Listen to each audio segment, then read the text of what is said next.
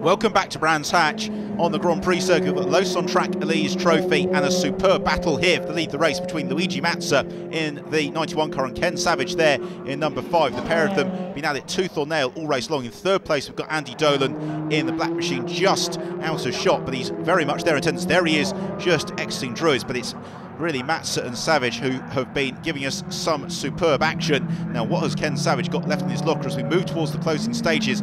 Can he find his way past Luigi Mazza? Well, he's closing up onto the tail of Mazza now, but I just wonder whether Mazza has got enough in reserve here with a clear track, and Savage sliding around behind him as he did then Mazza may just be able to hold on a little bit lower down the order. This is the fight for ninth. It's between Andy Napier, sideways Andy Napier, and Frank Matthews in the silver 24 car. Matthews looks inside of Andy Napier, who has none of that, and so chomps across him. So that brings Axel Mertens therefore into play in the black and green 32 car, and it's Axel Mertens who looks to move on the inside of Frank Matthews, who does an Andy Napier on him, which is close the door very firmly and say you're not coming through. So the fight for ninth place is now about 9 cars strong as they accelerate out of Surtees and onto the back stretch of the circuit. It's Nigel Ayres in car 4 who's just at the rear of that pack as they plunge down the hill towards Pilgrim's Drop, as the race leader Luigi Mazza exits clearways for the final time. It's been a great drive from Luigi Mazza in what is proving to be a superb 2011 season. He accelerates over the grid hatchings, the checker flag is ready and waiting, and Luigi Mazza wins in the Lotus on Track Elise Trophy here at Brands Hatch. Ken Savage home in second and Andy Dolan in third. But what about that fight for ninth? How is that going to resolve itself? Because they were frantic when we left them, they're still frantic as they arrive in towards Stirling's for the final time, with Andy Napier and Frank Matthews right on his tail. Still, Axel Mertens is very much in the mix as well as they plunge downhill. Matt Bartlett and Steve Train also there jostling for position. It's Bartlett who's having to go quite defensive from Steve Train in the white number 80 cover. I think Andy Napier has done enough, so it's going to be Andy Napier who is going to cross the line in ninth place, with Frank Matthews rounding out the top 10. Axel Mertens just pipped out as the field all stream through. It's been one of those races, battles throughout the entire field. A real advert for Lotus on Track Elise Trophy racing in front of a large crowd, with Luigi Mazza claiming the victory from Ken Savage and Andy Dolan rounding out the podium. Great result there for Dan Plant in fourth, and same for Phil Stratton-Lake in fifth, with Chris Dunster in sixth, Dave Carr seventh, and Ben Highland in 8th position. Congratulations to Luigi. Well, it's not a bad lot winning a Lotus on Track Elise Trophy race. You get the grid girls, you get the champagne, you get the trophy and the water, and also the attendance of the photographers. Very well-deserved spoils of victory for Luigi Mazza, Ken Savage and Andy Dolan. Andy got a fantastic start. He was just on it straight away and managed to pull a lead. And then I think it was Ken going in the first corner as well. I didn't manage to sort of do very much at the start, but I can't actually remember it, to be honest, but all I know is that I was trying to keep up with Ken, managed to make a move. I think going through Surtees, he got that slightly wrong, bridged a bit of a gap to him, and then sort of Ken came through, and then basically keeping Ken behind, and that was hard work, actually. Earlier in the race, you seemed to be just hanging back to let Andy and Luigi sort of sort it out. Was that what was that your strategy, or were you just pushing hard all the way? No, there was a tussle of about 5 cars at the front, and I thought something's going to happen with those cars. I thought let them have it, and I'll move forward when things sort themselves out, which is exactly what happened. I was trying to harass Steve, and round the first couple of corners I was right on him. He was defending well. Going round the back of the circuit, he did pull away a little bit, and there was a wee bit breathing space between the two of us. Then the next lap round, all I saw was smoke in front of me. I'd lost it. I don't know if he hit the barrier or if he got back into the race, but that was it. So I led for a couple of laps, and then I was caught with these two guys, you know. So it was fighting all the way. It was fantastic. So we're here with Russ from Olin's. Russ, it's Olin's first year sponsoring Lotus Cup Europe. Can you just tell us a little bit about what drew you to the series and what the involvement is? Yeah, we've actually run a car in this series now for the last 2 years, and we've seen obviously that the series has kept growing year on year. It's a really competitive series, so we thought it'd be an ideal opportunity for us to stick the Olin branding on all the cars in the Lotus Cup Europe series. And I understand that your involvement with Lotus isn't only with this race series. Can you tell us a bit more about your other interests? Yeah, we actually do a lot of things with the factory. We've helped develop the Lotus Evora GT4. We're on the GT3 Evora at the moment. We've done the 211, GT3 XEs. We have done a lot of the race product alongside Lotus. So it really helps for when customers are using the product at the circuit. We can give them advice and try to give them some technical support and help them to go quicker and quicker. Well, with the paddock fettling complete, it's time for the second race of the weekend from this combined grid from the Lotus Cup UK and Lotus Cup Europe capacity field here for this race on the Brands Hatch Grand Prix circuit. The drivers, the grid girls and the spectators basking in July sunshine as we get ready for what is going to be a very action-packed race, with the winner of race 1, Mark Fullerlove, lining up on pole position. This time around it's going to be a standing start, and that will make things interesting into Paddock Kilben for the first time as we take a look at the starting grid, with it being Fullerlove in pole, Steve Williams runner-up from race 1 alongside them on the front row of the grid, with Philippe Loop and Pete Story looking out row 2, Christophe Lezondre and David Fenn on row 3, Remy Pourchevat is there in 7th and Tom Chataway in 8th. The green flag is waved by the marshal at the rear of the pack, which means we're about ready for the off here, so it's eyes to the gantry, where this man is going to be pressing a button that's about to make things go very lively. Away they go, and who's got the jump as they sprint towards Paddock Kilben for the first time?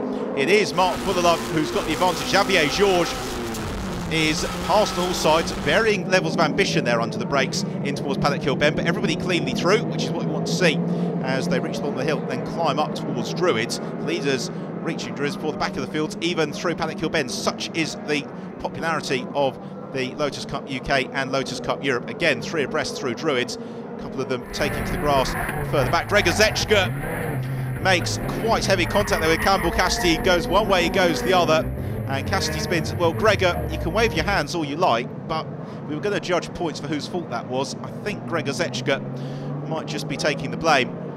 Well, Zetschke and Cassidy are going to rejoin at the rear of the field regardless, so they've got an awful lot of work to do to pick their way back up through the order as the leaders streak out into the countryside on the legendary Brands Hatch Grand Prix loop. The drivers love it because the undulations and also the fact the corners are quick, but they're not flat out. They really do offer a pressing challenge for the drivers, as we've got the production class battles raging a little bit lower down the order. We saw a superb fight earlier on between Ken Savage and Luigi Mazza. We'll look to see if battle is rejoined in that particular tussle, as it's the 211s, the Evoras and 1 or 2 Exiges there at the head of the field. The pack streaking through. It's David Fenn trying to get on terms with Gregory Rass, and then the gap back to Glenn Sherwood this weekend. He has got Jean-Pierre Genou-Prachet right on his tail. Sherwood, who normally shares with Jamie Stanley in Lotus Cup UK, Jamie elsewhere, so Glenn getting both races and going very well with it, although he's got a little bit of pressure here from Genou-Prachet in his 211 as they streak through, complete the first lap of the race. That is the leader of the Exige Cup there, that is John Rass, and John got a little bit of pressure from Mark Goodale. At the head of the field, it is Mark Fullerlove who's streaking away once more from Steve Williams, with then Pete Story and Christophe Lezondre also still in the mix. David Fenn having a good tussle here with Gregory Rass. David with son Rob making the decision to come into Lotus Cup UK this year, as off goes Remy Pourchevat, and Pourchevat goes off. The man who has been so successful already in Lotus Cup Europe this year goes off. He clouts the Armco on the exit of Graham Hill Bend. Well, the car is still going, although whether it goes any further than the pits I don't know, because the rear of that car significantly re-profiled as we move back to the field, and really the close battle here is on between Pete Story and Christophe Lezondre. Well, Story, you may remember, will feel he's got some unfinished business from race 1 when Christophe Lezondre somewhat assertively came through and made the move on Pete Story. Well, now it's Pete Story's turn to try and keep Christophe Lezondre at bay. That's what he can do. Well, at the moment, Story is deciding attack is the best form of defence. He's latching onto the tail of Steve Williams, and he will be thinking, if I can stay with Steve's pace, and I might just be able to pull away from Christophe Lezondre. Out of Stirling's they come, and sprinting down on towards Clearways, which on the Grand Prix circuit becomes an incredibly fast corner because the road just falls away from the drivers. They get on the throttle about now and then just keep it flat all the way until the breaking point for Paddock Hill Bend. So along the round straight once more, and Christophe Lezondre, well, he's stronger than Pete Story on some corners but not others, so this gap is rather like a piece of elastic. It's shorter on some corners and then stretching out on others. Stuart Plotneck there, unfortunately, with some problems as John Rass and Mark Goodale continue their tussle. with then Gregory Rass, the next man up in that particular battle. John Rass looking to hold on to Exige Cup honours as the beautiful late afternoon sun here just glinting off the cars. We ride on board with John Rass through Paddock Hill Bend. How smooth is that? He's barely working the wheel, just a single movement. And that is how you become a very successful racing driver. If you ever watch in-car Jenson Button, you'll see much the same thing, just looking fairly unhurried. But John Rass is making very good progress here as Simon Deacon begins to try and pile the pressure onto Gregory Rass. So we have got Deacon in his 211 looking to challenge Gregory Rass. Tom Chataway, we follow through Surtees out onto the Grand Prix loop. He's just trying to build up the advantage over Mark Gooday, and then the battle of the Rasses and Simon Deacon. So Mark Gooday's just been able to put a slight gap now over John Rass, who has got Gregory Rass and Simon Deacon very much in his tail. And Gregory Rass is going to go for the move here, and he makes the move on John Rass as they come down towards Hawthorns. So Gregory Rass gaining the place, and that moves him well up inside the top 10. As look at that coming up through the field, that's John Walker, who's on the rear of the train in car number 7. John Walker, who started from the very, very back of the grid. So he has already passed nigh on 30 cars to get to this point in the field, and we're still in the early stage of the race. So John Walker, an electrifying performance thus far from the man in number 7. And he goes past John Rass as if he's not there. So John Walker in his 211 just charging up through the order, so he's gained 2 places within 3 corners out on the Grand Prix loop. Next in his sights is going to be Gregory Rass, then Mark Gooday, and then Tom Chataway. And there is Thierry Verheest, who is coming under a little bit of pressure and a bit of contact there, unfortunately.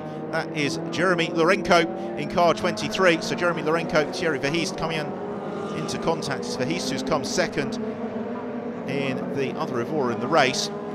And we've got Lizondra in trouble. Lizondra, we saw to the inside of the circuit. John Rass goes through as well. A little bit of a wobble, possibly going up the hill there between Mark Gooday and Greg Rass. So it's all happening here. The order has just completely flipped on its head. It's Tom Chataway who's lost out as well. So Chataway drops to the rear of that pack. So it's now John Rass from Gregory Rass, then Simon Deacon, then Mark Gooday. Frantic dicing wherever you look in this enormous field from Lotus Cup UK and Lotus Cup Europe. We're going for a race. We'll be back with more action in a couple of moments' time.